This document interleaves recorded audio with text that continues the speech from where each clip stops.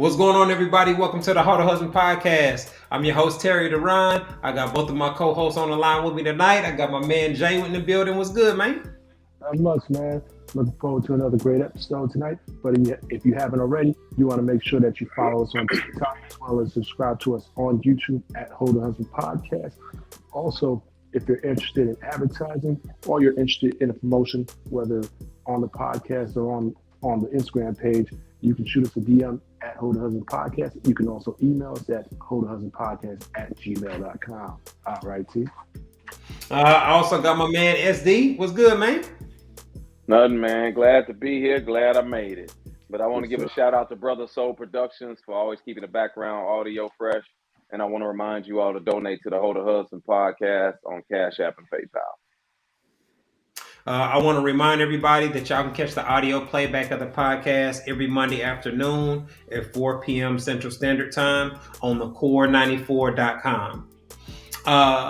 Tonight's episode is titled Cute Won't Cut It. And we're going to be having a discussion about the ways that women can transition from having a toxic or horrible mind state into becoming an actual wife.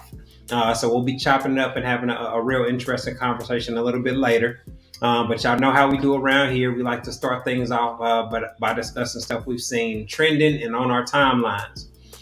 So this first video that we're going to talk about really shocked me when I saw it. These numbers kind of made me feel really sad for the state of Dayton. Let's take a listen. There is a study by Morgan Stanley Financial. They did you can go find it too. It's online. It's called The Rise of the She Economy.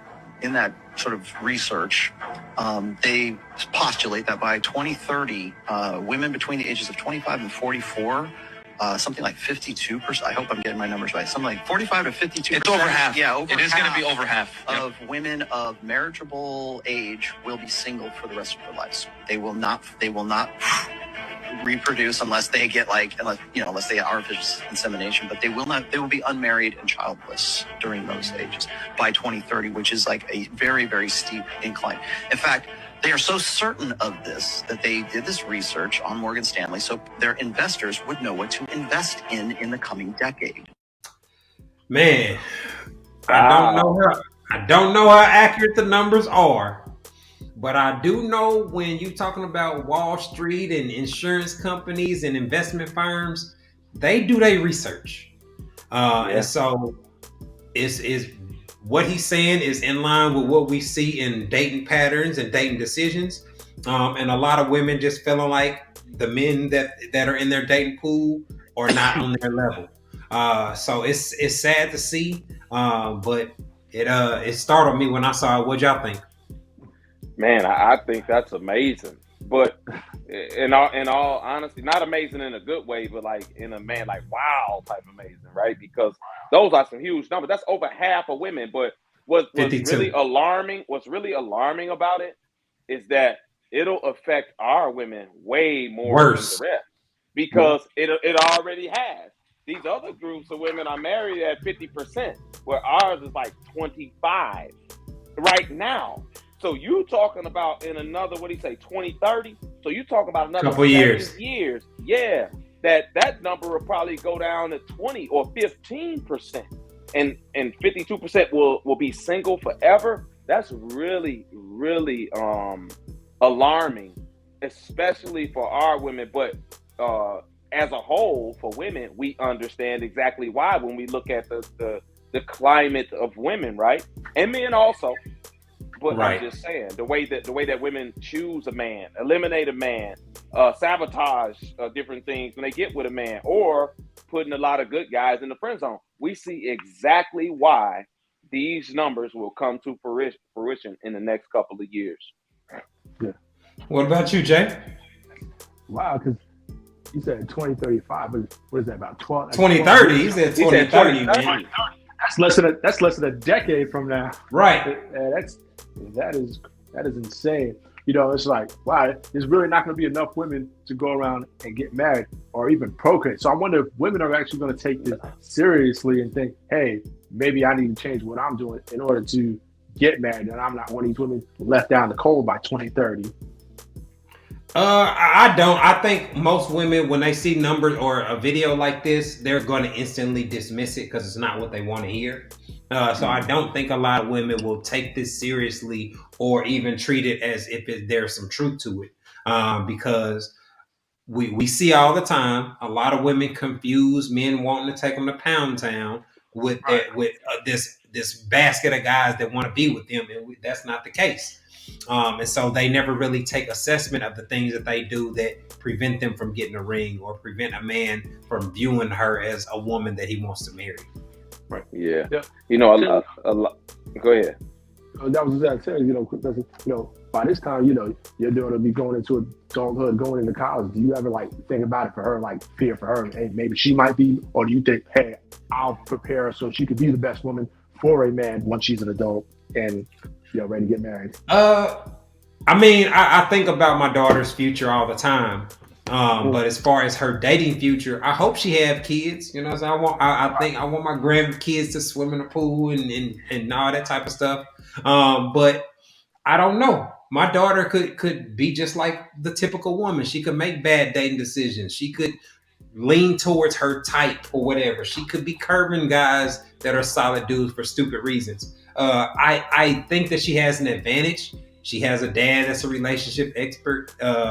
And she's seen me in action. She knows that I'm not just capping on the internet about what it takes to be a man and run a household. She's been seeing it throughout her whole life. So if she just takes from that and finds a guy that's similar to her dad, I think she'll be in a place to at least potentially get married. Yeah. And you know what? I agree with you, Terry. I think most women gonna dismiss it, man, and just say, hey, because you know what's crazy? A lot of women think, especially when they're younger, that they can get married whenever they want to. Whenever they want. Because of the options that Terry talked about, the sexual options. It does something to the woman's mind. It creates this illusion that these men are here for relationships, like Terry said. Even though reality, they friends, they aunties, all they relatives, and most of the women are unmarried and single or whatever the case is, right there in their face. Even though all these here women are following all these pandering pages, trying to get a man to commit, where they go, where to find them, how to get him to ask me out, all these different things, all these women are asking, even though they got that reality there, they still are, a lot of them are so tune it out. And I can get a man whenever I want one, to where this is not really going to affect them all that much. The ones like that, the smart women, are going to see the error in their ways and say, man, how can I make adjustments to what I'm doing, how I'm picking men, in order for me not to be in this 52% of women. Right. So that's what smart. That's tough, man. I mean, a lot of women. We talked about it recently. How they don't really look at the all the benefits that come with having a man in the household. They just see them as finding how much you make, how much you can spend. They don't look at the bad decisions a man can prevent you from making, the role that he can play in raising the kids and just preparing your child to have a healthy relationship. Like there's so many things that go overlooked. Unfortunately, that's just the environment we have, where a lot of our women grew up without a dad in the household. Yeah, exactly. So if my mama could do it, I can do it. Exactly. You know what? A lot of women, they're gonna just dismiss the stuff that they don't want to hear, and they'll listen to the panders on the internet telling them what they want to hear or reinforce what their disposition already was. A success story. Esther, you have a success story. You tell these women, hey, go meet a man at Home Depot. And I saw that you had one success story. Hey, she went to Home Depot, actually listened, and the manager asked her on a date. Yeah, like you've been going to the clubs and the bars for 35 years, 30 years, 20 years, whatever, and had no success. So I'm like, how about you change something up? Men are in Home Depot, in these home stores, Menards or wherever, every weekend going to get lumber, going to get lawnmowers, going to get snowplow. Why don't you get dressed, get cute, and go? Bruh, a cute chick in Home Depot is gonna get so many looks, bruh. She will, and not just once. And then you nobody said nothing to me, man. That's both. No, you'll go to the bar every day of the weekend. Hoping a man say something to you. take your butt to Home Depot and walk around like you don't know what you're doing. Take a light bulb and a screwdriver and try to do it. And I'm telling you, a dude gonna be like, "Hey, baby girl, you all right?" But my point is, it's changing things up from what you are used to in order to reach the goal that you say that you want. It's men building homes, building porches, know how to use their hands, fixing cars in Home Depot and doing certain things. If you don't want a man in the club, stop going to the club. Right. That's all I'm saying, man. Like, just do something different is the point. All right, now let's keep things rolling. Now, this next video that we're gonna talk about kind of reiterates the same thing. It talks about it's a video of a woman explaining that she was missing something from a guy that she ended up cutting off the relationship. Let's take a listen. So earlier this year, I ended a relationship and cut off an engagement from a great man. He was a good man. He loved God. He was a praying man. He loved and adored me. He was there for me. He was handsome. He was well educated. He didn't have any kids. He checked all the boxes. But there was still something missing. Now, I think we've all heard. I put up a post. What's the silliest reason you've seen a woman break up with a dude? And we've all seen these type of situations where a woman can have all the key components to a solid relationship and a solid dude, and they'll be looking for some intangible thing that they can't even define, or something really insignificant. And so this is one of those women that is voluntarily putting herself in a position to be in that 52% we just talked about, because she said that he checked all the boxes. He does all the things that she looked for in a man. He looks good and all this, but you still cut him off for no reason, even after he proposed to you. Like that's foolish. That's foolish to me. Hey man, how many times does a woman meet a great man that checks all her boxes? If she better be glad to meet one in her lifetime, because them dudes don't grow on trees, and she cut him off for something she never really could define or even talk about. This is why a lot of these here women, when I listen to their stories about why they are chronically single, I don't feel sorry for them at all. And this is why Kevin Samuels was the way he was, because he listened to these stories. He listened to the women say, "Well, I wanted to be in a VIP with these other dudes, and I lost this great man that I wish I can get now." And he's like, "Hey, whatever. It's your fault. Now you 100 pounds overweight. So good luck. Your guy's a garbage man making $45,000. He was 100% right. But that truth is what they don't like.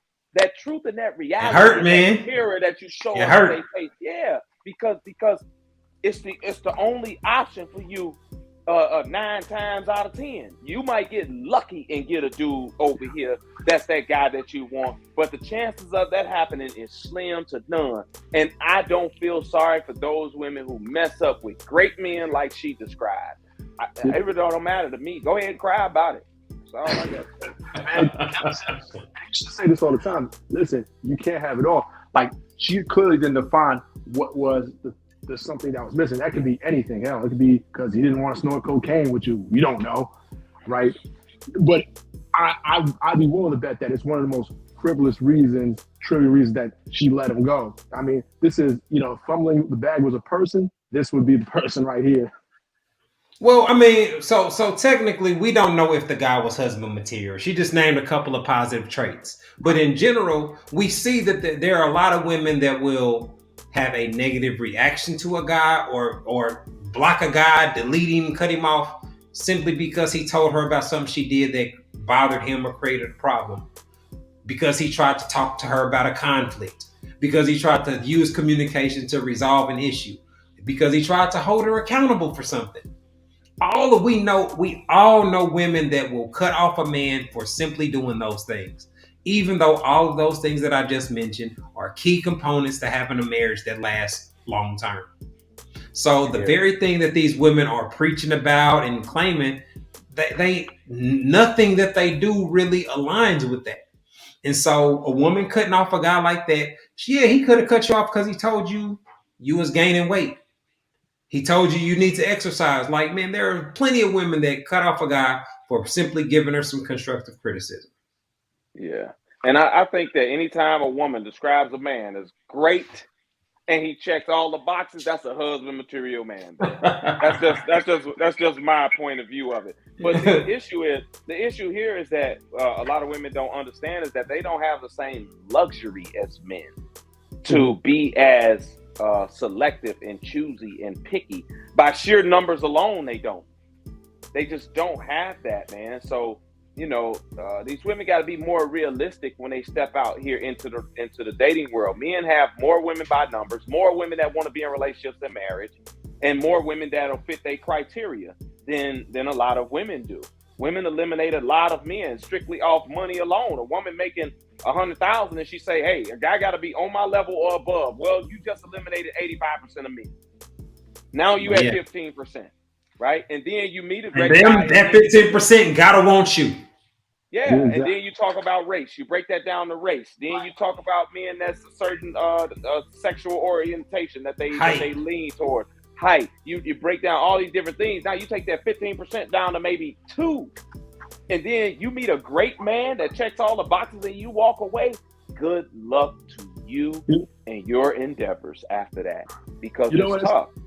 You know what, SD? It's crazy you said it, because they say, you know, when women go on these dating apps, they eliminate 80% of men. They only look for 20% of men. They set it to where the guy has to be 6 foot above, makes X amount of dollars here. And that's why those guys that fit the criteria, even if he's lying or just portraying an image, they're gonna have massive success. Because by the time she figure out he didn't hit already, and she's either pregnant or in love. And so they just set themselves up for failure by the guys they entertain, how they make the decisions to date certain guys, and the stuff that they pay attention to. You know, when anytime we talk to women, they got a specific type that's usually not conducive for long-term relationships. But those type can circumvent all her standards and her rules and all the stuff that they give to the guys that ain't really feeling like that. So from a guy perspective, you just got to be able to figure out which chicks are really feeling you. Yeah. I got this woman right now. I posted a question box on my page. She cut me off like 4 or 5 years ago, told me I was a great dude. Man, you're a good man. You this and that. But, you know, you a Pisces. And I'm like, what the heck that mean? Hey, are you serious? Yeah, and we just talked. Like we never, you know, messed around and nothing like that. We just talked or whatever, and you know, kicked it or whatever. But she was dead. I thought she was joking. And now in my question box today, she's like, "Yo, hey, I know you a Pisces, but hey, I want to spin the block again. I want to spin the block again." And I'm like, man, you can't be serious. It ain't as sweet out there, is it? You know what I mean? Like, you don't meet men like that all the time. As a woman that you can click with, that's like a really good dude that you attracted to or whatever the case. Like, most women ain't meeting dudes like that. That's why they don't date like men do and have multiple guys. Most women don't, because they ain't meeting eligible men like that if they actually want a serious relationship and marriage. So when you do, you cannot just be eliminating men off of these here things for dumb that have reasons. No bearing on whether he's a good man and can treat you well in a relationship. Like, it's counterproductive to what women say that they want. But I think the first things women should look at, okay, like you said, could he be a good husband? Is he husband material? Is he going to be a good father to my children and not be a deadbeat? I mean, if he's someone that shows he's irresponsible, right? Do you think that somebody's going to be responsible if you have children? But see, that ain't the reality though. Because okay, judging off responsibility, I think all three of us could agree that a dude taking a chick and spending $500 on her first date, taking her to the mall first, then taking her to an expensive dinner, that's irresponsible. But that dude is gonna get way more play than the dude that was just trying to meet up with a chick and have a good conversation. So a dude doing something irresponsible like that and just blowing money on a chick is gonna have massive success, even with women that swear to God and be on social media talking about what they standards are. Right. All they got to do is. I don't think it's irresponsible. Right. It'll be a better response if, like, let's just say, okay, let's go to the park or meet up for coffee, as opposed to what you just said, doing all that.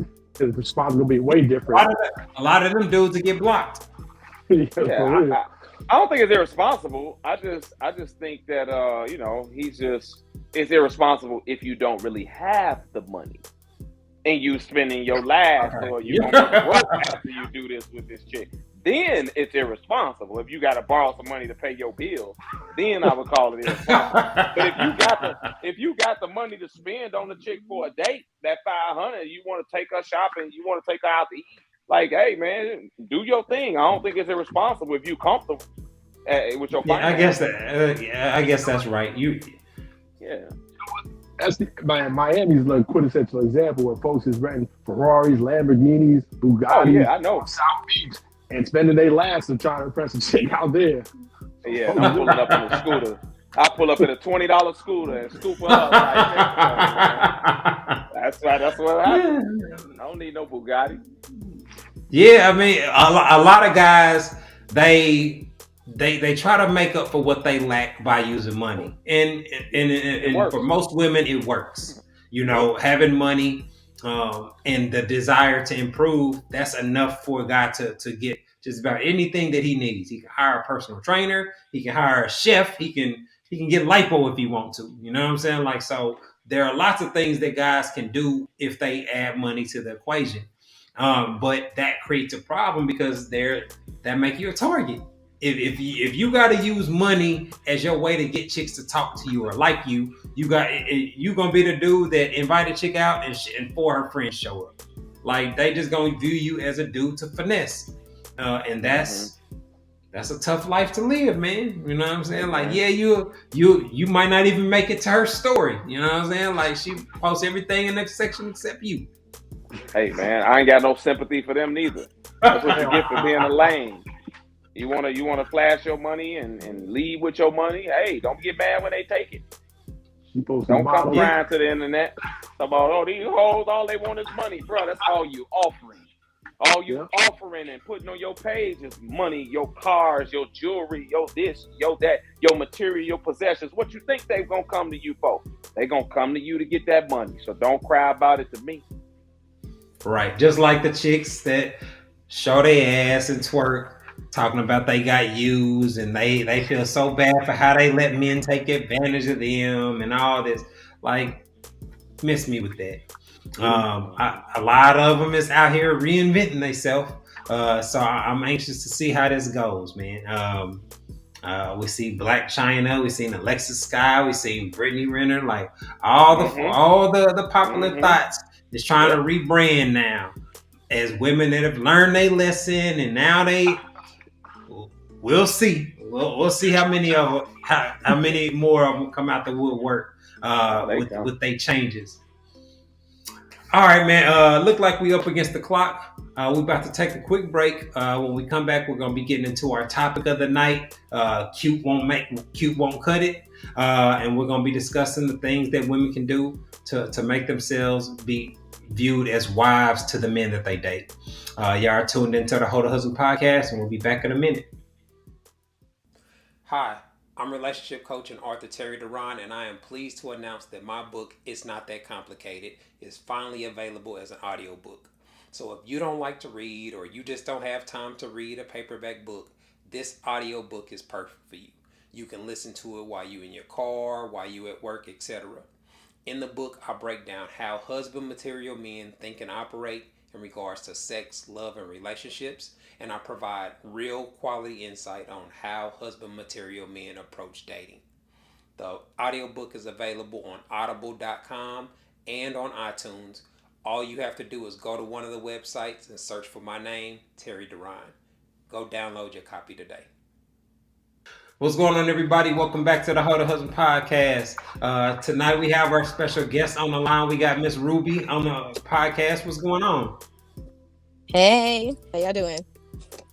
I'm doing all right. Appreciate you taking the time to come on the podcast and chop it up with us.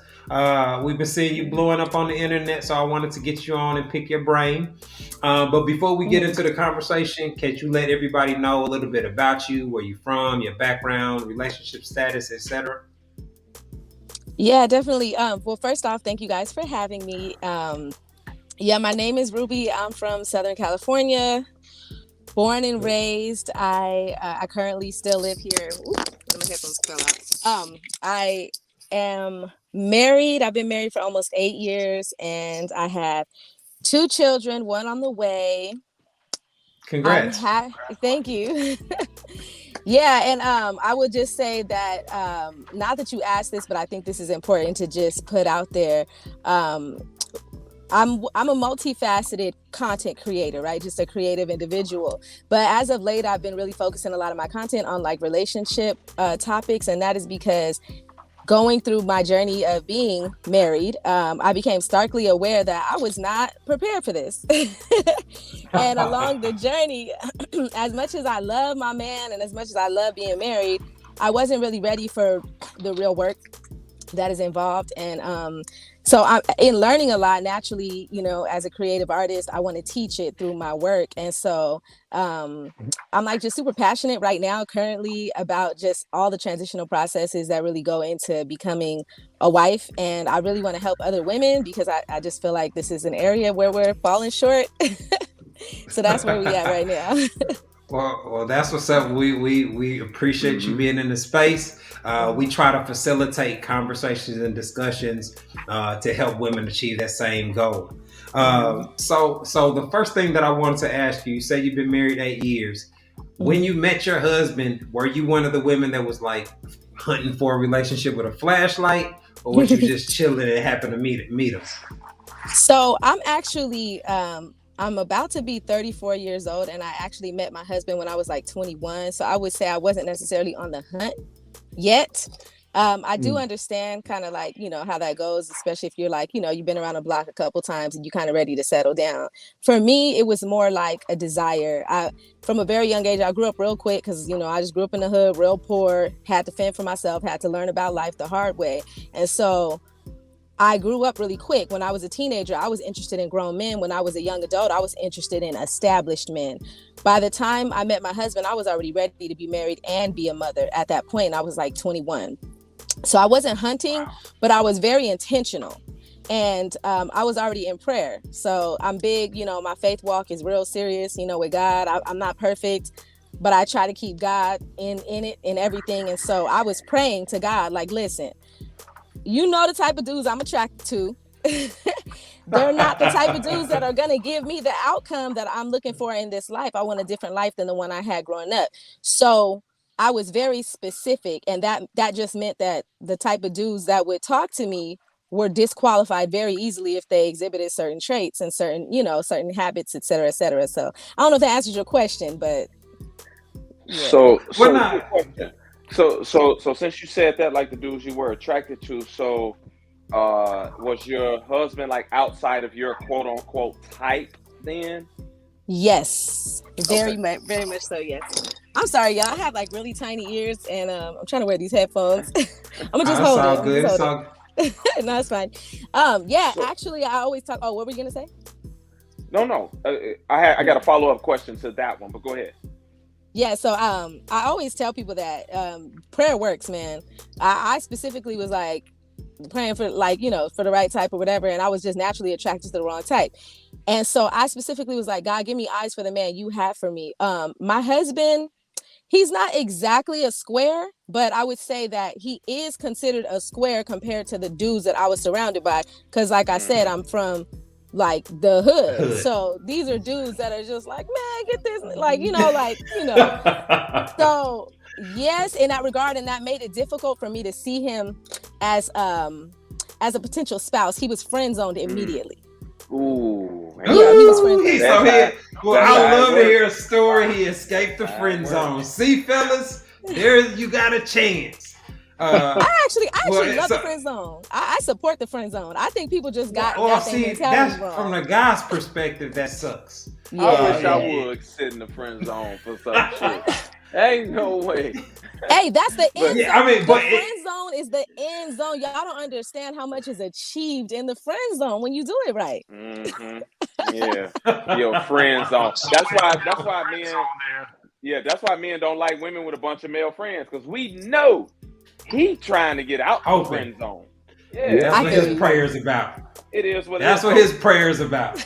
Yeah, exactly. So follow up to that, right? So do you think more women would have better relationship success and eventually the marriage that they actually want if they stepped outside of their quote unquote type and Heck got with a yeah. man that was a lot different than what they used to? Yes, if you are self-aware enough to know that your type is not the type that you need in your life. If your type is always aligning you with good fits, and it's like maybe circumstances are just driving y'all apart, that's different. But I think most of us, Mm-hmm. especially women with my background, you know what I'm saying? Don't get me wrong, Mm-hmm. I love my cousins, my friends from back home, like I love them, but they know they wrong. Like they know they are wrong in so many ways. You know what I'm saying? Yeah. They would never want me to be with a dude like them. You know what I'm saying? So Mm-hmm. I feel like, yes, if you are self-aware enough to know that the type of man that you're into is not yielding you the results that you want, absolutely. And that's such a key, man. It's being first off, you got to be self-aware. You got to Mm-hmm. be Facts. self-aware of who you are, what you want, and then, like you said, be intentional. And then also know how to vet these men, recognize these men that you know ain't no good, and then be able to move around. Even if they slanging that pipe. Yeah, now Hey, hey. that's one of them things, man. You know what I'm saying? It'll change minds. That pipe make you think that he's good. That But pipe make you like think he's a good man. that's very short term though. Like it's so funny Yeah, to it me. I is. mean, I was blessed in that department. I'm not gonna lie, that's actually one of the things that really sealed the deal for me and my my husband. I was like, oh, you are a Uh nice huh. guy in the streets, but Uh so huh. that I was blessed, but things still are not always perfect in that area, as you Of guys course. may know. I don't know if any of you are in like committed relationships, but it's not always perfect. And I always tell women, like, that's something that you can work on. Like you like, yes, there are some men that is just putting it down like first time, but I mean, imagine what the men have been through if they have that kind of experience. First of all, I'd rather work with somebody who is like, okay, you good. I could work with you. We could work our way up to, you know what I'm saying? Ultimate paradise over here. And at least I know that you did it mostly with me. So how long were y'all friends though? How long was he in the friend zone? Okay, so I will Oh, say this. This is a little disclaimer to the friend zone, because I may not Oh have the optimal friend zone story. was this a friends with? Hold on, was this a yeah. friend zone or friends with Uh huh. benefits zone? Nah, nah, nah, nah, nah. Definitely wasn't a friends with benefits. We met on the internet, and at the time, and this was the beginning. So this was 2010. This is when I was still very much like, I'm not about to meet no dude on the internet. Like, period. You know what I'm saying? I don't get Mm-hmm. down like that. So Yeah. I had, I had previously met someone that was just for benefits. You know what I'm saying? But that was nothing serious. So when I met my husband, I could tell that he was like interested in me. And I was just thinking like, dang, I feel so bad because this is such a nice guy and I have to turn him down because I'm not about to have a serious relationship with a dude off the internet. Like there's no way I could trust that. So there was that element. And then the second part was just, who he was, his personality. Now, because I had no intentions on seriously dating somebody off the internet, we didn't meet in person until like 8 months later. So all we really could do was talk. And we pretty much just talked at each other's convenience. It was just like, I'm having a bad day. Let me hit him up. This is a nice guy to talk to. Like, he Like might how have people something do good on to dating say. apps, Yeah, yeah, like the yeah, yeah, dating yeah. app conversation. Yeah, Which that's I've never experienced dating apps. So I didn't even know. Yeah. Mm. oh, Yeah. So basically, like, it was kind of like that. But by the time we met in person, like maybe like 8 months after making Yeah. each other's Y'all knew acquaintance each other. online, I felt like I knew him. And even though meeting him in person just kind of confirmed to me that he really was not my type, um, it was still a dang, you thought connection. that the whole time? Yeah, he was cute too. I was like, he's actually a good looking guy, but he's just too nice. He's sweet. He smiles all the time. He's all gentle. Like, like I literally, and I thought I was unique. I was just like, listen, I need a businessman who's making at least 100,000. He about to teach me how to move up the ranks. We're gonna build an empire together. And I need him to be, professional, but like thug life. You know what I'm saying? Like I was very I wanted him to love the Lord, but as a result of the hardships he had been through, not just because he just loved the A Lord. Like, you know what I'm saying? reformed gangster. Yeah, like a reformed Christian. So, so it was probably about 8 months. So when we met in person, it was still went on for like 2 or 3 months. But it was in that time, like I said, I had prayed. And for me, my spiritual walk was serious. So I just felt God nudging me like, listen, this may not be the type you're into, but this is the person that is in your space for a reason. He made it this far for a reason. And eventually I just opened up and let myself experience what it could be like to be attracted to him and drawn to, like, the things about him that I did like. I was just like, let me explore this a little bit more. And that's when, so I'm the one who made all the first moves, because he could tell that I wasn't really feeling him like that. So I'm the one who made the first move with the kiss and the first move with everything. And it was through those intimate moments that I got to feel like he gets me. You know what I'm saying? And it was just, probably about a year.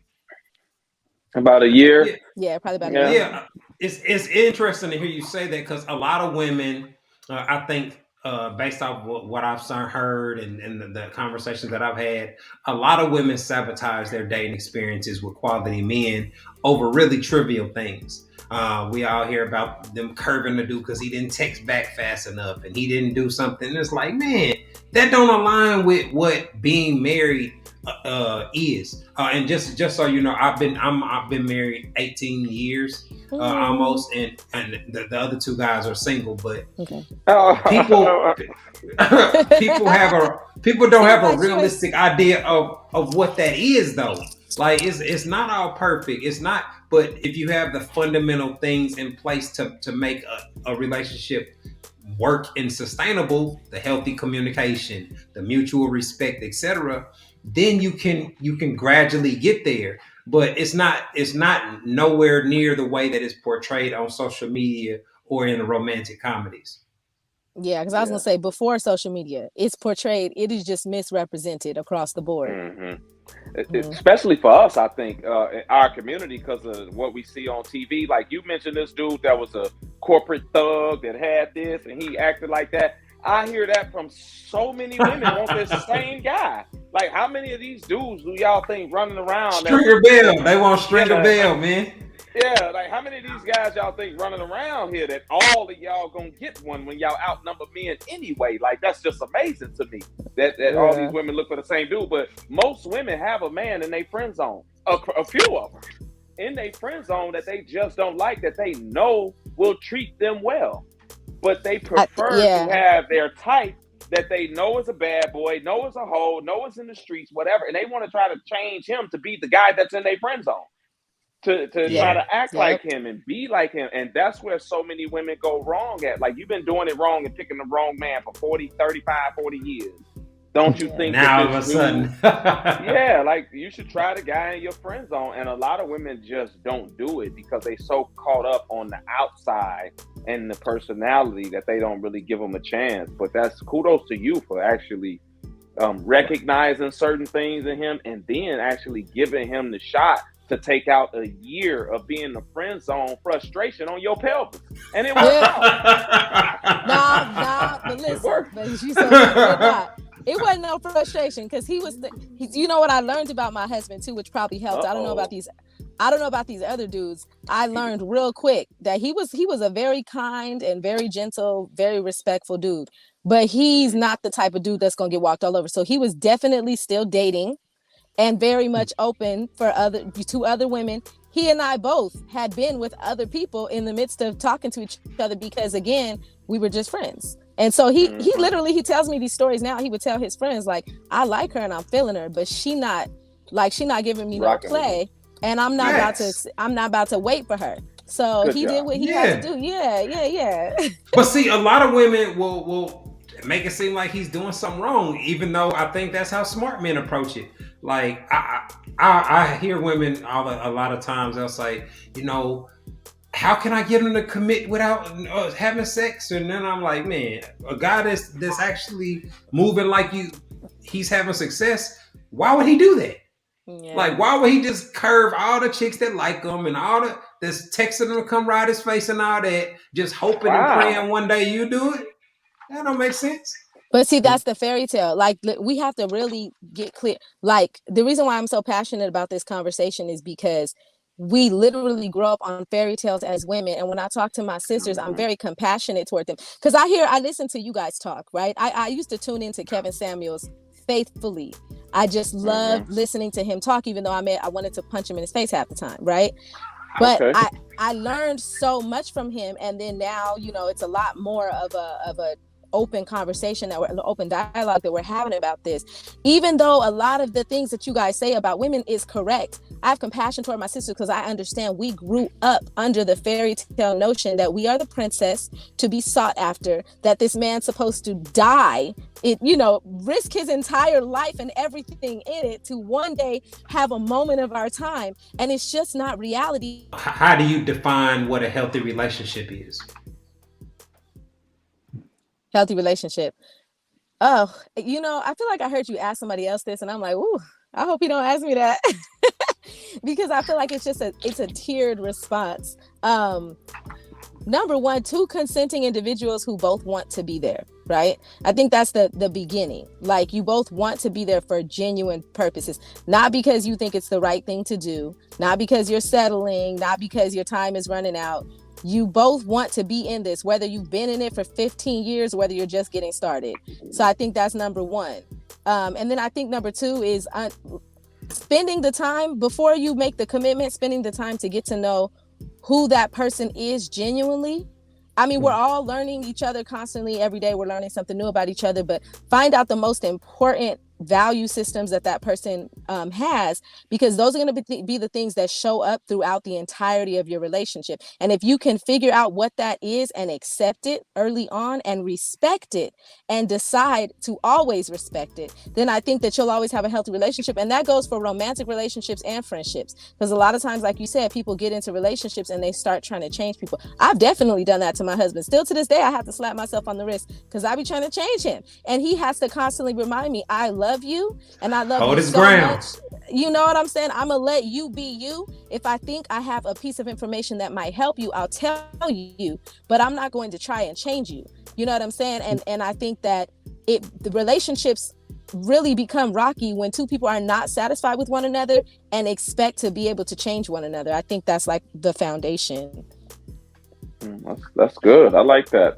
So what do you think about the term "pick me" that women use towards other women? What do you think about that? Okay, I'm sure you've heard it. I've heard it because I've been called a pick me, but I actually don't. Yeah, I actually don't all the way understand it. So can y'all elaborate real quick, and then I'll tell you what I think. Women typically call another woman a pick me if she's agreeable with a man and have some of the same talking points as a man and understand men. Any of the same how observations. Men operate and think. Yeah. So women will call men, other women a pick me because of that. And it's like a negative slur. Yes. I think that in general, a lot of things that are a lot of like popular social slurs, I don't really get too deep into them, because like, I really like to live in reality, right? That's just what helps me outside of what everybody else's general opinion is. And so when I hear that, I'm just like, okay, whatever. Like, that sounds cute that you can, say that about another woman. But what does it really mean? First of all, like, there's nothing wrong with being agreeable and trying to understand the male point of view when you guys make up half of the relationship that we're seeking to be in. That's just interesting to me, that there would be anything negative to say about that. Yeah. And then second of all, like if a woman could get out of her own way, see, like I said, unfortunately, we have in this society, but because this is where we're at, we've now developed a complex where we really think that we need to be respected and looked up to like men. And so the idea of being chosen is almost like a reduction. They talk about it like it's a negative, right? Yeah.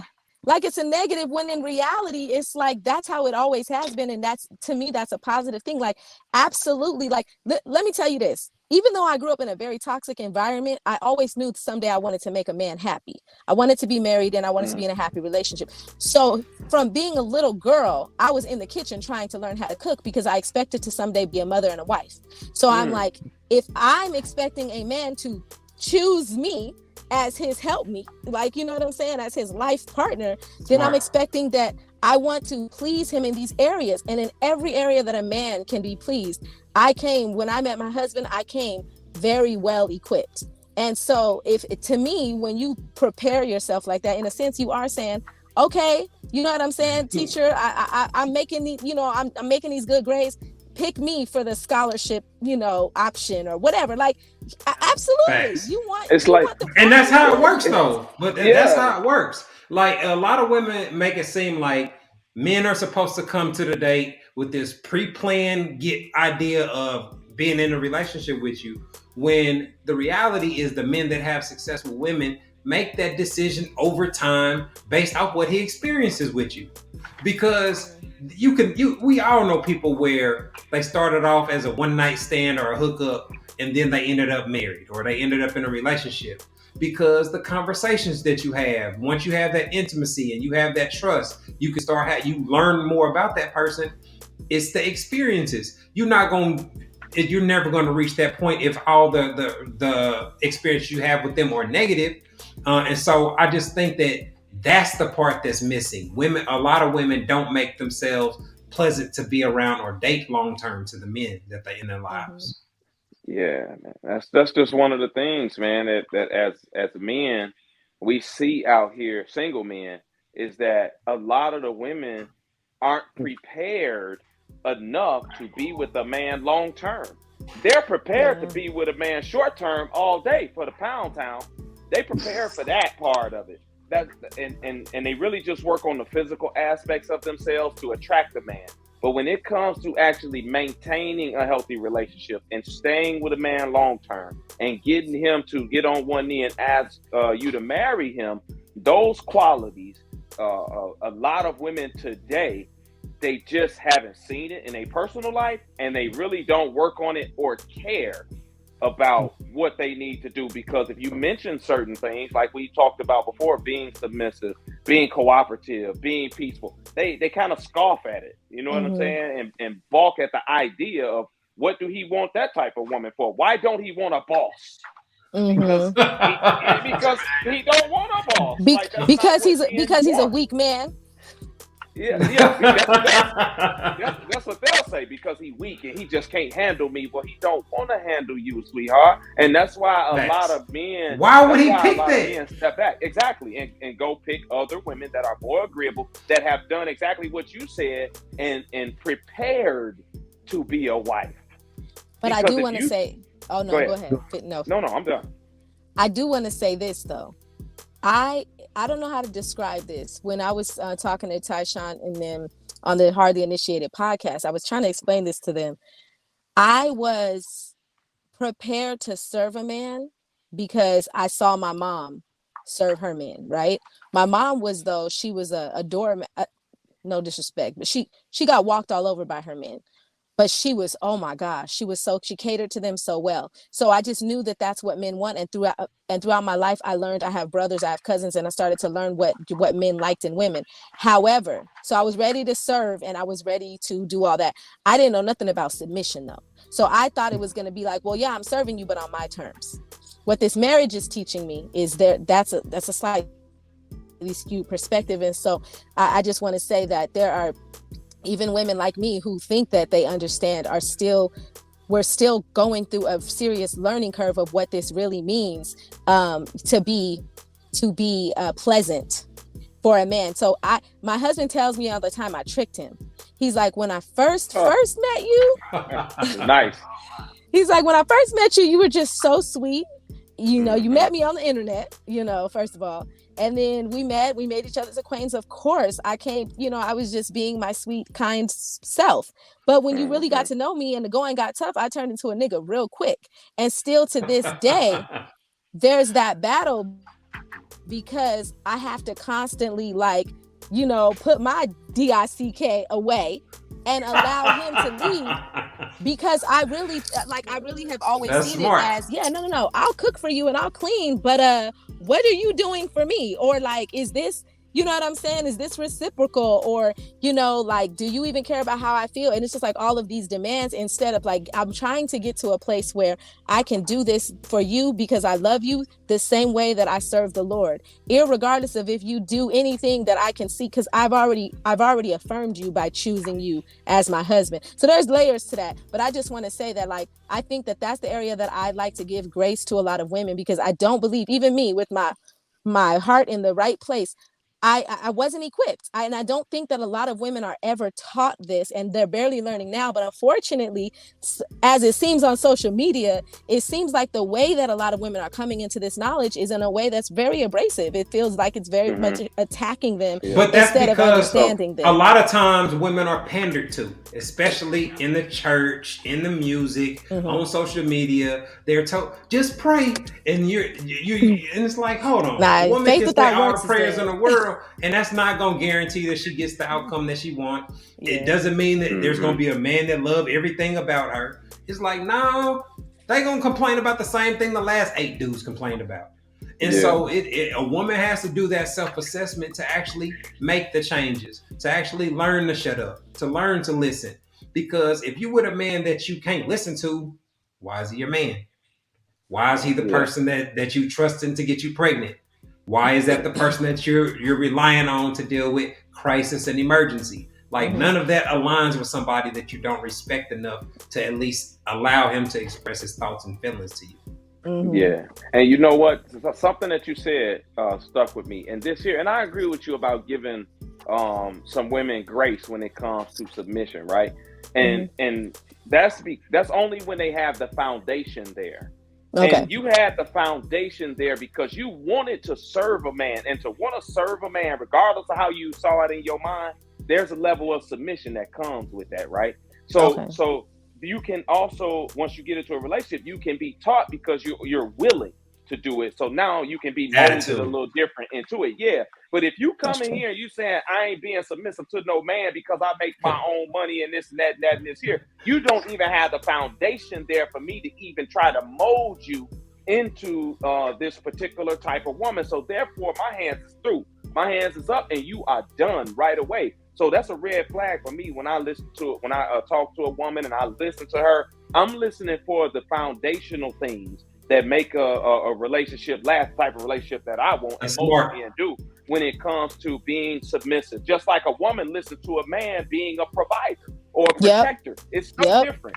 I'm just looking for these here things in a woman. And if I don't see it, I'm not even going to waste my time with you. I'm not even going to feed you to the mattress. I'm just going to leave you alone and go about my business. Because, you know, in my 20s, I would have fed you. I would have fed the chick. Now I ain't got it. Hey, this age advancement is real, is a real part of it too, because I don't know what it's like to be single in my 30s. And like I when I assess myself, even you wouldn't like it probably. Yeah, like even within a marriage and all the struggles that I had to shut up and take a step back and have a seat, I just know I would probably be right there with most of these women, unfortunately. You know what I mean? Like used and abused and untrusting of anybody. And like, I think that most women come out with a desire to serve, with a desire to be selected, with a desire to be captivating. It's natural. And it gets used and abused when that is in the hands of the wrong people. And by the time you hit that 30 something, that 40 something, you know, you don't realize there's still so much accountability you can take to improve your situation. You're not seeing that as anymore because you're like, well, I took accountability when I was 22. You know what I'm saying? But that 22-year-old man wasn't ready for commitment, unfortunately. You know what I'm saying? So he played all of your best. You know what I'm saying? You didn't know you were placing your pearls before swine because you were never taught that. And so yeah, I don't know what to do to correct all of this, but I do recognize the issues and I want to do my part as best as I can. That's where you got to start with it. Appreciate it. It looked like we are up against the clock. Before we go, I wanted to give you the opportunity to let people know where they can find your content online. Yeah, definitely. Okay, so you can find me individually at It's Me, Miss Ruby on YouTube, Instagram, TikTok. Those are the 3 that I'm pretty active on right now. I actually just started a podcast myself. This is very new to me, so don't judge me. But go listen to episode 1.